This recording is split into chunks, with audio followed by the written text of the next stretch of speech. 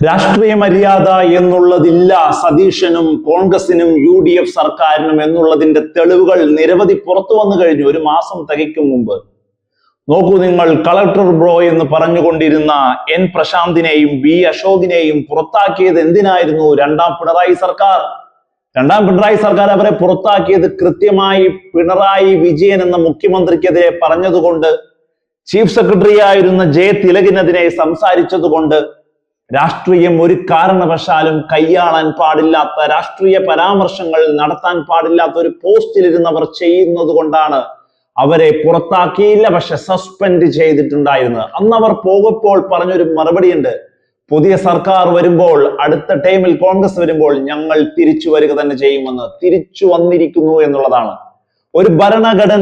ഒരു ഭരണകൂടത്തെ കൃത്യമായി ഔദ്യോഗിക നിർവഹണത്തിലിരിക്കുന്നവർ വിമർശിക്കുമ്പോൾ, അവർ രാഷ്ട്രീയം അവരുടെ ഔദ്യോഗിക ചുറ്റുവട്ടങ്ങൾക്കിടയിൽ നിന്ന് പറയുമ്പോൾ, അതിനെ പുറത്താക്കേണ്ട, സസ്പെൻഡ് ചെയ്യേണ്ട ധാർമ്മിക ഉത്തരവാദിത്വം ഒരു ഗവൺമെന്റിന് ഉണ്ടായിരിക്കുമ്പോൾ, ആ ഗവൺമെന്റ് ചെയ്തത് തെറ്റാണ് എന്ന് പറഞ്ഞുകൊണ്ട് മറ്റൊരു ഭരണകൂടം, പുതിയതായി വന്ന സതീശൻ സർക്കാർ തിരിച്ചെടുക്കുന്നു എന്നുള്ളതാണ്. എന്ത് രാഷ്ട്രീയമാണ് ഇവർ പറയാൻ ഉദ്ദേശിക്കുന്നത് എന്നുള്ളതാണ്.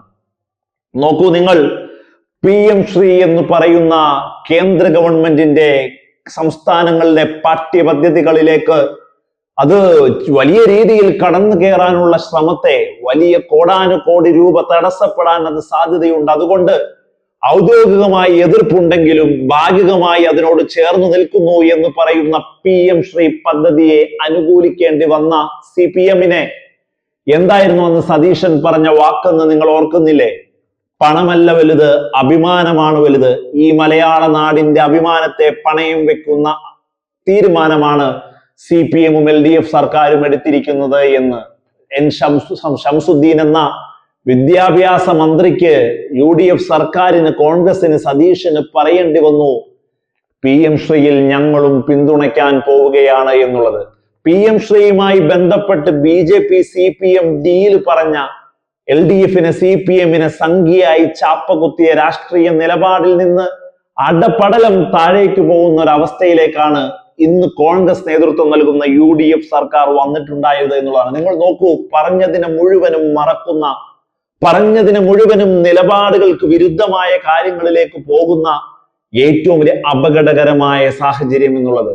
PM ശ്രീയിൽ BJP ഡീൽ പറഞ്ഞവർ ഇന്ന് PM ശ്രീയെ അനുകൂലിക്കുന്നു എന്നുള്ള നിലപാടില്ലായ്മയുടെ പര്യായമായി മാറുന്നു. രണ്ട്, ഭരണകൂടത്തിനെതിരെ ഔദ്യോഗിക സീറ്റിൽ ഇരുന്നു കൊണ്ട്, പദവിയിൽ ഇരുന്നു കൊണ്ട് പരാമർശങ്ങൾ നടത്തിയവരെ മാതൃകാപരമായി സസ്പെൻഡ് ചെയ്ത ഗവൺമെന്റ് നടപടിയെ അവരെ തിരിച്ചെടുക്കുന്നതോടുകൂടി അനുകൂലിക്കുന്നു എന്നുള്ളതാണ്. ഇന്ന് VD സതീശനെയോ ചീഫ് സെക്രട്ടറിയെയോ ഒക്കെ കളക്ടർമാർ ഔദ്യോഗിക പദവിയിൽ ഇരുന്ന് വലിയ രീതിയിൽ രാഷ്ട്രീയ സ്റ്റേറ്റ്മെന്റുകൾ സോഷ്യൽ മീഡിയയിൽ കുറിച്ചുകൊണ്ട് നടത്തിയാൽ VD സതീശൻ സർക്കാർ എന്താ അവരെ അനുകൂലിക്കുമോ? അവരും എടുക്കേണ്ട രാഷ്ട്രീയ നിലപാടായി മാറില്ലേ ആ സസ്പെൻഷൻ എന്നുള്ളത്? അതിനെ വീണ്ടും അവർ ശരിവെക്കുന്നില്ല. ആ സസ്പെൻഷൻ അകാരണമായിരുന്നു എന്ന് പറയാതെ പറഞ്ഞിരുന്നവർ ഇന്ന് ആ ഉദ്യോഗസ്ഥർ പറഞ്ഞു പോയതെന്താ? തിരിച്ചെടുക്കുക തന്നെ ചെയ്യും, ഞങ്ങൾ കോൺഗ്രസ് വരുമ്പോൾ തിരിച്ചു വരിക തന്നെ ചെയ്യും. അത് അക്ഷരാർത്ഥത്തിൽ ശരിയായിക്കൊണ്ട്. അപ്പോൾ മുന്നേ കൂട്ടിവെച്ചിരിക്കുന്ന നിലപാടുകളിലേക്കാണ് ഇവരെത്തുന്നത്. ആ സാഹചര്യത്തിലേക്കാണ് അവർ രാഷ്ട്രീയ കേരളത്തെ കൊണ്ടുപോകാൻ ഉദ്ദേശിക്കുന്നത് എന്നുള്ളതാണ്. ഇന്ന് സോഷ്യൽ മീഡിയയിൽ തരംഗമായിക്കൊണ്ടിരിക്കുകയാണ് VD സതീശന്റെ അന്നത്തെ പ്രസ്താവന. പണമല്ല വലുത്, മലയാളിയുടെ അഭിമാനമാണ് വലുതെന്ന് പറഞ്ഞ വീഡിയോ ക്ലിപ്പ്. ഇന്ന് അതിനെക്കുറിച്ച് മിണ്ടാൻ ആവാതെ PM ശ്രീയെ അനുകൂലിക്കുന്ന സതീശനും കൂട്ടരും.